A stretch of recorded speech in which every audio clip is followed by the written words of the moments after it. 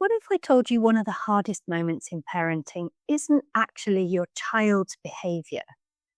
It's the moment when you need something. Maybe you need to move your body, get some fresh air. Maybe you've been inside all morning and you just want to go for a walk.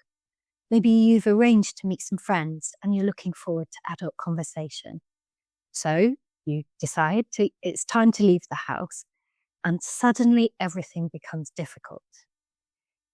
Whether it's your child suddenly becoming deeply absorbed with a toy the moment you say it's time to go, or your toddler wanting to put their own shoes on, and you know they take ages to do it, or your 7-year-old won't put their coat on and it's freezing outside, or even getting the baby in the car seat, they're fussing and it is all starting to feel a lot harder than you wanted it to be. Each time you try to move the day forward, it feels like they're resisting every step of the way. And in that moment, two very normal things are happening at the same time. Your child is absorbed in their own world, and you are trying to move the day along.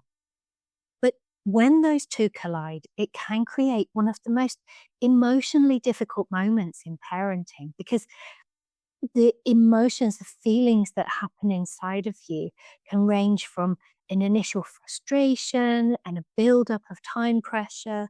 Maybe you even raise your voice a little, feeling both annoyed and helpless at the same time. Maybe you even say something a bit more sharply than you intended, and then you're left with a feeling of guilt, knowing, oh, they didn't deserve that. And eventually, of course, you get out the house, you still go to the park, you still meet your friends, you still take your child to swimming lessons. But inside, you're carrying almost a kind of grief that it had to be so hard. Maybe you're wondering, what can I do differently next time, even though you've tried more strategies than you can count? Or you're sitting with all the other mums and quietly feeling ashamed because they seem calm and cheerful while you only lost your patience 20 minutes ago. Or maybe you're watching your child splashing happily through their swimming lesson while your mind is worrying over the money they persuaded you to spend on the novelty toy on the way over and the cost of the lesson, and quietly deciding not to go to your exercise class because you've already spent too much. From the outside, everything looks normal, but inside it can feel like your day has been ruined. And the tangle of emotions can prevent you from enjoying the very thing you were looking forward to.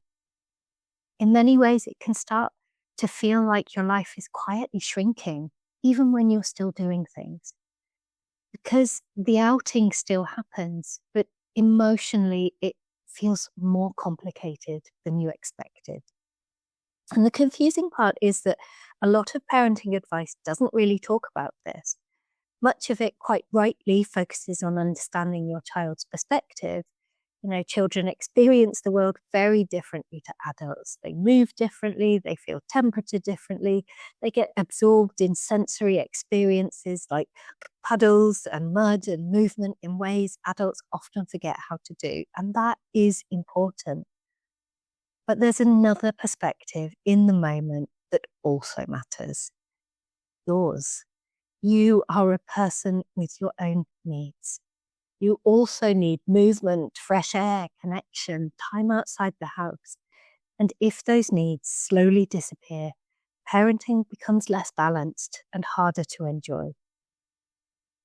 The problem isn't your child living in their own point of view, and it isn't that you have needs.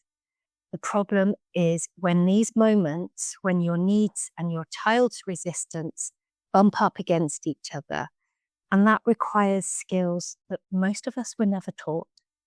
Skills for those moments when the frustration rises quickly in your body. Skills for making it better if your tone gets sharper than you meant it to.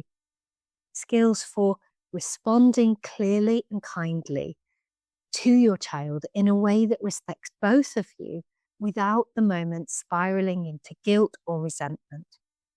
Because calm parenting isn't about having endless patience. It's about knowing what to do in the hard moments. And that is why next week I'm running a free 3-day workshop called Calm is a Skill. Each session is just 30 minutes, and together we'll practice simple, practical skills for real parenting moments.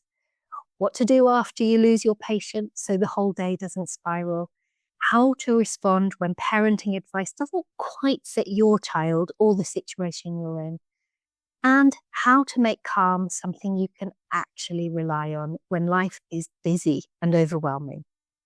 Because calm isn't something mums just naturally have, it's a skill. And like any skill, it becomes easier with practice.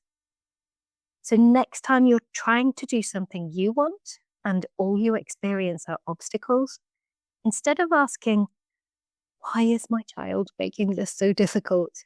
You might try asking, what skill would help me move through this moment more calmly? And that's exactly what we'll be practicing together in the workshop.